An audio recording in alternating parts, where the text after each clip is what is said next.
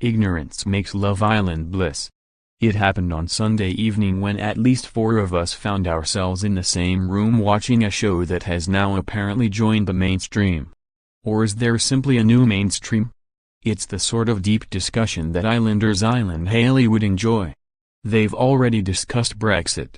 Well, at least Hayley has, leaving the country wondering whether we were going to be doing without trees, cheese or both when we leave the EU. Surely, the denuclearization on the Korean peninsula will figure soon, in a debate which only former reality star Donald Trump would understand. Improbably the bar has been raised for reality shows. I'm not sure the likes of Joey Essex or Gemma Collins could cope now. Frizzy-haired, neo-hippie Eyal was trying to explain what spiritualistic meant to Hayley, suggesting it had something to do with an aura.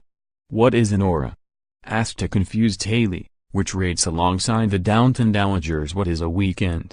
Is the show entertaining? In bursts, but mostly when the Islanders experience blissful ignorance, a state that is easily achieved. My ambition is for a Love Island question time, in which world issues would be dismissed with levity and brevity. It would save time, if nothing else. One concern is that take-home to Mum A&E Dr. Alex is among the Islanders. He's far too accommodating to survive this highly preened bunch. He hasn't even been seen ironing any hair extensions. Has he been played by Meghan and/or snaked, in Love Island parlance, or is he allowing himself to be mugged off in some elaborate bluff? He did have honey licked from his chest, after all, by several women. Perhaps he will turn on the rest soon in a breathless tirade saying this is the most immoral, vacuous piece of television to have ever been broadcast in the guise of entertainment before reaching for suntan lotion saying, but if you can't beat 'em.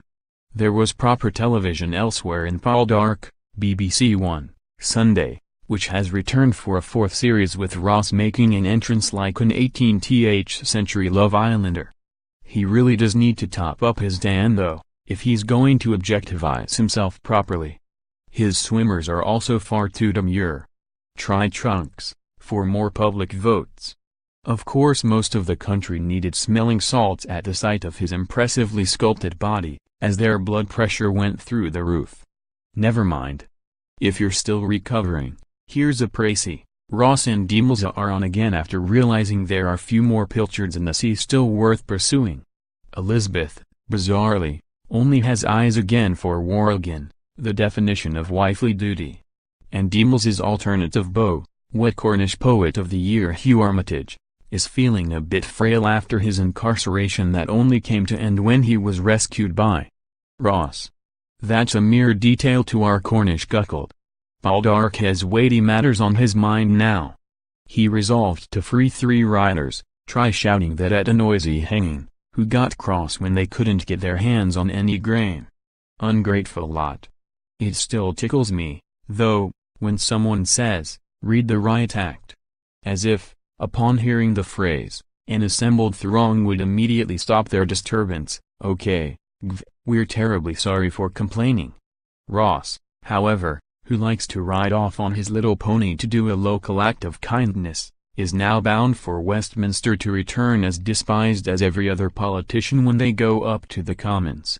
He might even partake of a little cuckolding himself. For anyone who thought Patrick Melrose, Sky Atlantic, Sunday, couldn't get any darker, I present the final episode. There's nothing like a fatal heart attack at a wake to bring some cheer. The victim was Pip Torrance's marvelous Nicholas Pratt, dear friend of the deeply defective Melrose family and always wildly entertaining.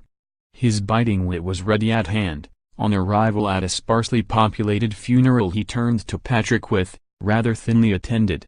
Alas, the event got the better of Pratt, whose stinging outburst at political correctness and right-on thinking induced a spectacular heart attack.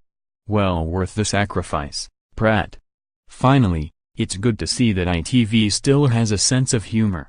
As the holiday season approaches, they gave us the chilling but surprisingly amusing Flights from Hell, caught on camera, ITV, Tuesday. Amusing? Well, not when you're on the plane and a woman starts shouting, "The devil is here." Good to know, then, that stewards have cuffs and straps to tie down those who are overly familiar with Wetherspoons before takeoff. And the most entertaining footage? Watching David Cameron eating Pringles on a budget airline. More than he deserves.